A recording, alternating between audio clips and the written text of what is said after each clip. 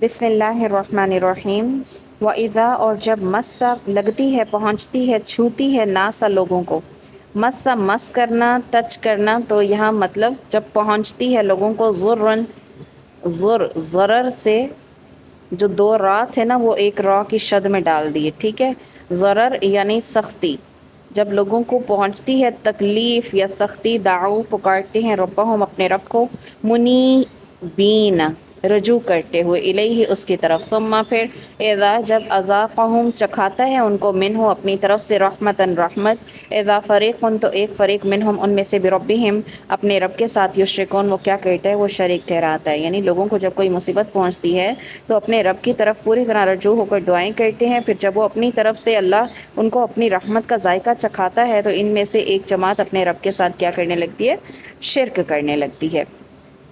لیکفروا تاکہ کفر کریں، بما اس کے ساتھ جو آتیناہم دی ہے ہم نے ان کو، فتمتعوا پس تمتع فائدہ لے لو، فسوف پس البتہ تعلمون تم جان لو گے، تاکہ وہ اس کی ناشکری کریں جو ہم نے دی ہے، اچھا تو تم فائدہ اٹھا لو، ابھی ابھی تمہیں معلوم ہو جائے گا، ان قریب تم اس کا انجام جان لو گے۔ ام انزلنا کیا اتاری ہے ہم نے، علیہم ان کے اوپر، سلطان دلیل، فہو اپس وہ، یتکلم بولتی ہے، بما اس کے ساتھ جو کانو تھے، بھی جس کے ساتھ، یشرکون وہ شریک ٹھہراتے، کیا ہم نے ان پر کوئی ایسی دلیل نازل کی ہے کہ ان کو اللہ کے ساتھ شریک کرنا بتاتی ہے، کیا ایسی کوئی چیز ہم نے اتاری ہے؟ یعنی یہ استفہامی انکار ہے، یعنی کہ جو یہ جن کو اللہ کا شریک گردانتے ہیں، ان کی عبادت کرتے ہیں، یہ بلا دلیل ہے، اس کی کوئی دلیل موجود نہیں ہے، اللہ نے اس کی کوئی دلیل نازل نہیں فرمائی، بھلا اللہ تعالیٰ شرک کے ثابت ہونے کے لیے یا شرک کے ثبوت اور جواز کے لیے کس طرح کوئی دلیل اتار سکتا تھا، جبکہ اس نے سارے پیغمبر بھیجے ہیں، اسی لیے تو بھیجے ہیں کہ وہ شرک کو کیا کریں، ختم کریں اور توحید کو ثابت کریں، تو ہر پیغمبر نے آ کر سب سے پہلے اپنی قوم کو توحید ہی کی تو نصیحت کی تھی، اور آج اہل توحید مسلمانوں کو بھی نام نہاد مسلمانوں میں توحید اور سنت کا وعظ کرنا پڑ رہا ہے کہ توحید یہ ہے، سنت یہ ہے، یہ بدعت ہے، اس کو نکال دو، یہ توحید ہے، یہ نبی نے بتایا ہے، اس کی وضاحت قرآن سے ہے، لوگوں کو بتانا پڑ رہا ہے، کیونکہ مسلمان عوام کی اکثریت کیا ہے، شرک اور بدعت میں مبتلا ہو گئی ہے، اللہ تعالیٰ ان کو ہدایت دے۔ وَإِذَا اور جس وقت اذقنا چکھاتے ہیں ہم، ناسا لوگوں کو، رحمتاً رحمت، فرحوا بها تو وہ اس کے ساتھ خوش ہوتے ہیں، وَإِن تُصِبْهُمْ اور جب ان کو پہنچتی ہے، سیئہ کوئی برائی پہنچتی ہے، بما قدمت اس وجہ سے جو آگے بھیجا ہے، ایدیہم ان کے ہاتھوں نے، اذا ہم جب وہ، یقنطون نا امید ہو جاتے ہیں، یعنی کہ کیا فرمایا کہ اور جب ہم لوگوں کو اپنی رحمت کا مزہ چکھاتے ہیں تو وہ خوب خوش ہو جاتے ہیں، اور اگر انہیں ان کے ہاتھوں کی کرتوتوں کی وجہ سے کوئی برائی پہنچتی ہے تو وہ ایک دم نا امید ہو جاتے ہیں۔ یہ وہی مضمون ہے جو سورہ ہود میں بھی گزرا تھا، اور انسانوں کی اکثریت کا شیوہ یہی ہے کہ راحت میں وہ اترانے لگتے ہیں، مصیبت میں نا امید ہو جاتے ہیں، تو اہل ایمان اس سے مستثنیٰ ہے، اہل ایمان کیا کرتے ہیں، تکلیف میں صبر اور راحت، یعنی جب انہیں سکون ملتا ہے، اللہ کی طرف سے راحت کا دور آتا ہے، اللہ کا شکر کرتے ہیں، یعنی عمل صالح کرتے ہیں، تو یوں دونوں حالتیں ان کے لیے خیر اور اجر و ثواب کا باعث بنتی ہیں۔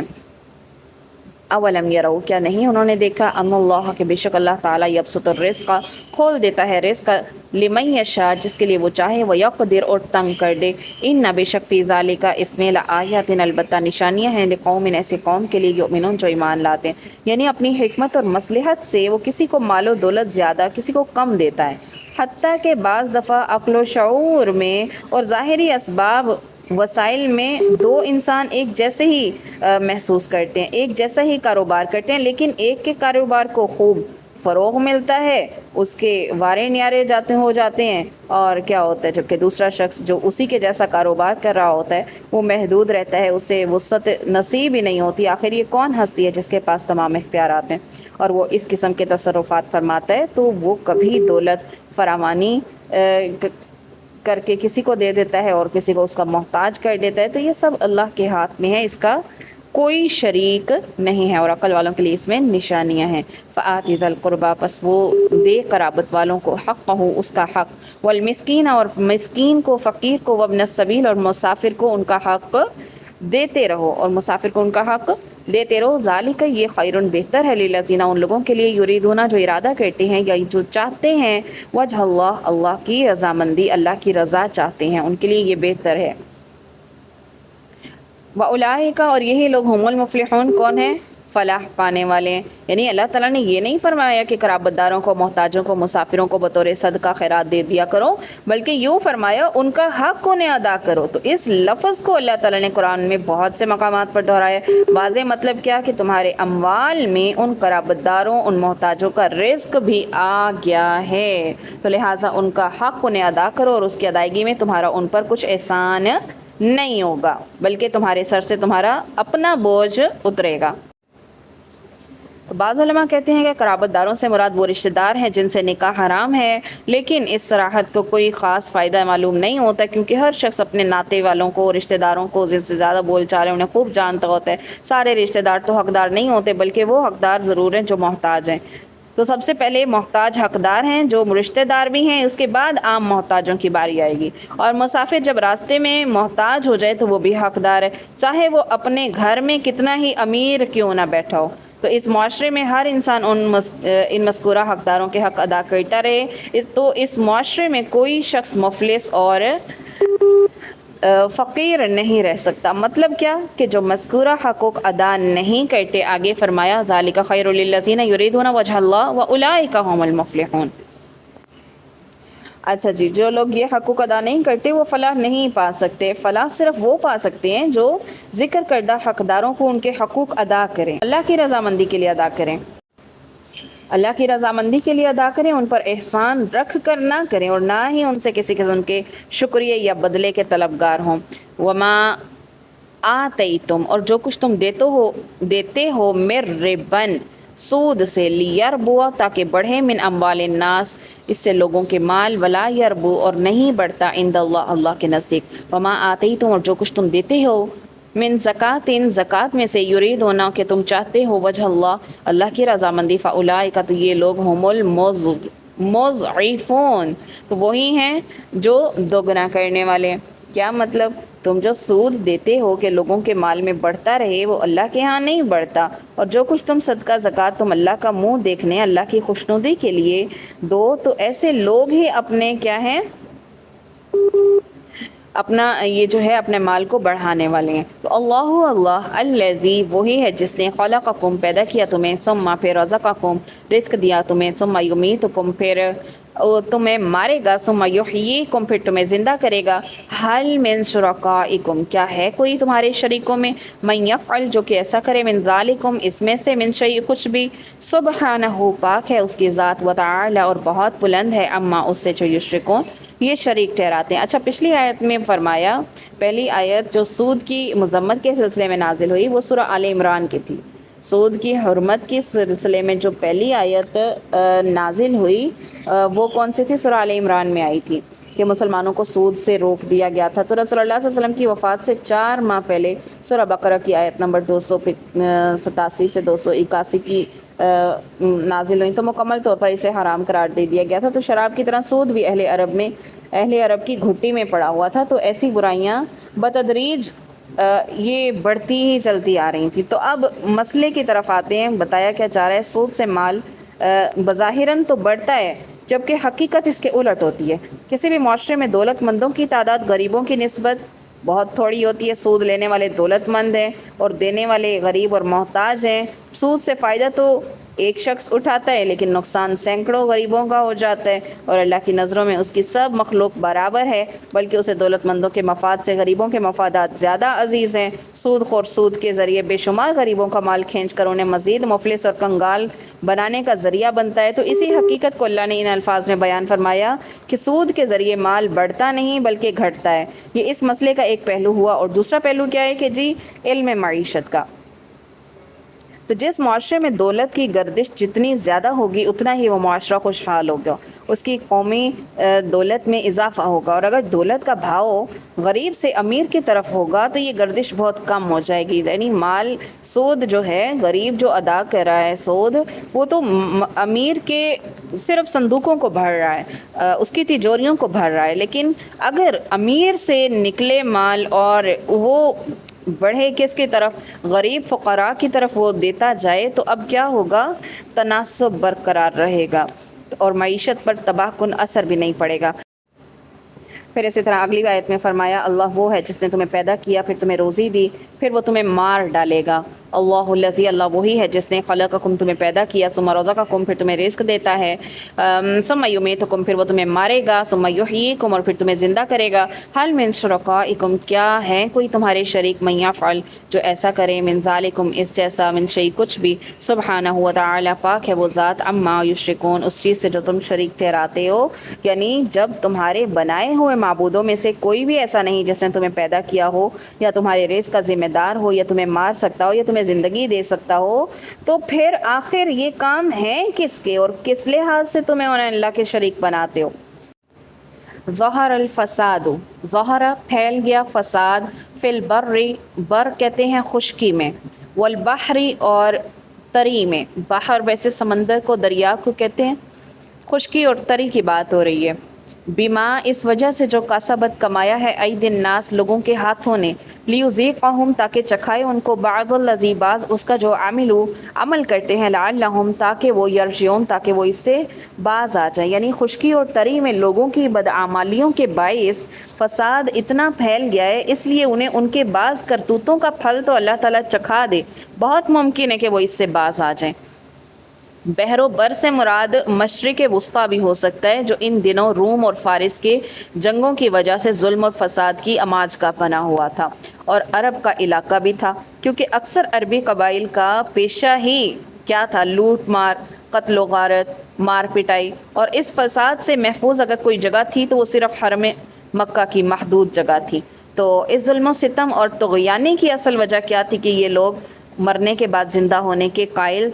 نہیں تھے، اور نہ ہی اللہ کے حضور پیش ہو کر اپنے اعمال کی جواب دہی اور جزا اور سزا کے قائل تھے۔ تو ہر شخص اپنے ذاتی اور دنیاوی مفادات کی خاطر دوسروں کے حقوق پر ڈاکہ ڈالنے کے لیے ہر وقت کیا رہتا تھا؟ تیار رہتا تھا۔ نتیجہ کیا نکلا؟ یہ سرزمین ظلم سے بھر گئی تھی۔ تو اب یہ فساد ان کی اپنی بدعمالیوں کی وجہ سے ظاہر ہوا تھا۔ تو اب ان کے بدعمالیوں کا بدلہ کیا اللہ تعالیٰ نے دیا؟ تھوڑا سا بدلہ دیا تھا، وہ کیا؟ اور اس تھوڑے سے بدلے سے عام لوگ سخت پریشان بھی ہو گئے تھے، ان کی زندگی اجیرن ہو گئی تھی۔ تھوڑی سی سزا اللہ نے انہیں یہ دی کہ ان کے اوپر کیا ہوا؟ انہیں پہلے غلبہ حاصل ہوا کہ وہ کیا کریں، اس میں اپنی طاقت میں مزید بڑھ جائیں، غرور اناد میں اور بڑھ جائیں، دشمنی میں اور بڑھ جائیں، قتل و غارت اور کرنے لگیں اور سختیاں بڑھا دیں۔ تو پھر بعد میں جب وہ مغلوب ہو گئے تو پھر اللہ تعالیٰ نے ان کو یہ تھوڑی سی سزا دی، ٹھیک ہے؟ تو اب تھوڑی سی سزا اللہ نے انہیں اس لیے دی، شاید اب وہ غور کر کے ظلم و فساد کی اصل وجہ تلاش کریں اور اصل دین فطرت کی طرف لوٹ آئیں، آخرت میں جواب دہی سے ڈر جائیں اور اللہ کے فرما بردار بن جائیں۔ قل، کہہ دو، سیرو، سیر کرو، فی الارض، زمین میں، فانظروا، پس دیکھو، کیف، کیوں کر یا کیسا، کان، ہوا، عاقبہ، آخرت، یعنی ان کا جو انجام ہوا وہ کیسا انجام ہوا، الذین، ان لوگوں کا، من قبل، جو اس سے پہلے تھے، کان اکثرہم، تھے ان میں سے اکثر کیا؟ مشرکین، شرک کرنے والے تھے۔ تو اب دیکھیے پہلی قوموں کی تباہی کا اصل سبب ہی شرک تھا۔ مشرکین مکہ میں سے اکثر تو ایسے بھی تھے جو روز آخرت کے منکر تھے، جیسے مشرکین مکہ کا حال تھا کہ اگر ان کا آخرت پر عقیدہ ہو بھی تو پھر وہ اس عقیدے میں کچھ اور اضافہ کر لیتے۔ مثلاً اگر کسی کا یہ عقیدہ ہو کہ ہم قیامت کے دن فلاں حضرت کا دامن پکڑ لیں گے، ان کا یہ عقیدہ، اس کے ساتھ کچھ نہ کچھ انہوں نے شامل کر لینا، ان کے ساتھ ہم جنت میں چلے جائیں گے، فلاں پیر حضرت کی اگر ہم بیعت کر لیں گے تو ان کی شفاعت سے نجات پا جائیں گے، یا فلاں بزرگ کے مزار پر ہم کیا ہے، اس کی مزار پر بہشتی دروازہ بنا ہوا ہے، اس کے عرس والے دن اس دروازے سے گزریں گے تو ہم پر جنت واجب ہو جائے گی۔ تو دیکھیے اگر سستی نجات کے اس قسم کے عقیدے اپنا لیے جائیں تو اللہ کے سامنے اپنے اعمال کی جواب دہی کا کچھ خوف باقی رہ جاتا ہے؟ تو پھر ایسے مشرکین میں یہ جو عقیدہ آخرت کے منکر ہیں اور ان میں اور مشرکوں میں کتنا فرق رہ جاتا ہے۔ تو آخرت کا صحیح تصور ہی انسان کو گناہوں سے باز رکھ سکتا ہے، اور کیا ہوتا ہے کہ اسی کی بدولت انسان گناہوں سے بچتا ہے۔ اگر یہ آخرت کا عقیدہ ہی نہیں ہے، یہ تصور ہی نہیں ہے کہ اللہ کے پاس جانا ہے، اپنے اعمال کی جواب دہی کا سوال جواب سارے ہونے ہیں اور بدلہ ملنا ہے، نہ ہو یہ عقیدہ، تو انسان گناہوں پر دلیر ہو جاتا ہے، اور پھر کیا ہوتا ہے؟ ایسی قومیں تباہی کا باعث بن جاتی ہیں۔ فَأَقِمْ پس سیدھا کر وجہ کا اپنا چہرہ للدین القیم سیدھے دین کی طرف، یعنی تو اس روز سے پہلے اللہ کی طرف آ جا، سیدھا ہو جا، من قبل اس سے پہلے کہ ان یاتیہ کہ آ جائے یومن وہ دن لا مرد لہ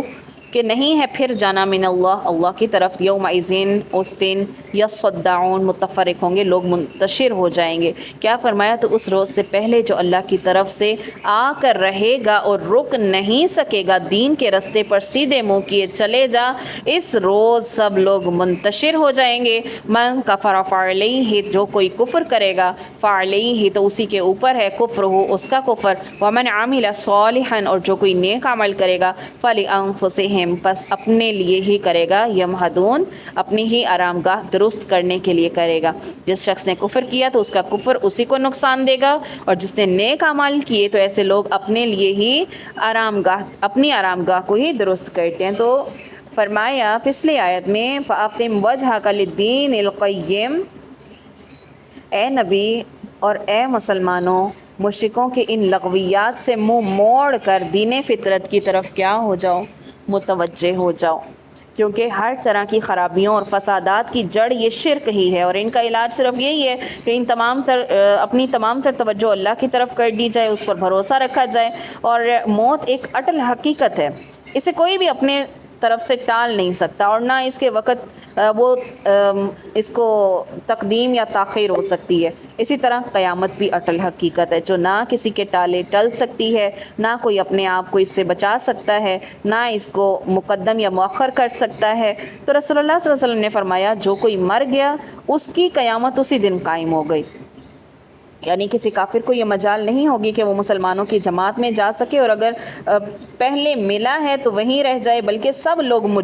مجبور ہوں گے کہ اپنے سے تعلق رکھنے والی جماعت میں فوراً شامل ہو جائیں، اور یہ کام اتنی جلدی سے ہوگا جیسے کوئی اکٹھا مجمع فوراً پھٹ کر کئی حصوں میں بٹ جائے۔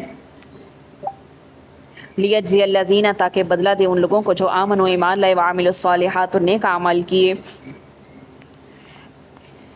من فضل ہی اپنے فضل سے، یعنی اللہ اپنے فضل سے ان کو بدلہ دے، انہو بے شک وہ لا یحب الکافرین کافروں سے محبت نہیں کرتا۔ کفر کرنے والوں پر ان کی کفر کا وبال ہوگا، اور نیک کام کرنے والے اپنی ہی آرام گاہ کو سنوار رہے ہیں۔ ومن آیاتہ اور اس کی نشانیوں میں ان یرسل کہ وہ بھیجتا ہے ریاح ہواؤں کو، مبشرات خوشخبری دینے والیاں، ولیذیقہم اور تاکہ وہ چکھا دے تم کو، من رحمتہ اپنی رحمت سے، ولتجری الفلک اور تاکہ چلتی چلیں کشتیاں، بامرہ اس کے حکم کے ساتھ، لتبتغوا اور تاکہ وہ ڈھونڈے، من فضلہ اس کے فضل سے، ولعلکم اور تاکہ تم تشکرون تم شکر ادا کرو۔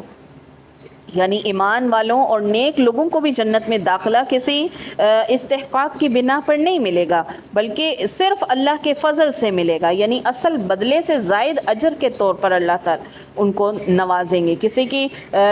سفارش وہاں پر یہ کام نہیں آئے گی، کسی کے اعمال ہمیں کچھ نہیں دیں گے۔ دنیا میں انسان نے اگر اللہ کا شکر ادا کیا یا اس کا فرما بردار بن کر رہا تو اس سے تو اللہ کے سابقہ احسانات کا بدلہ پورا نہیں ہوتا، اب مزید کیسا یہ اجر اللہ تعالیٰ اپنے بندوں کو دیں گے جو محض اس لیے کہ انہوں نے جو بھی کام کیے اللہ کی رضا کی خاطر کیے، اللہ ان سے راضی ہو کر یہ زائد بدلہ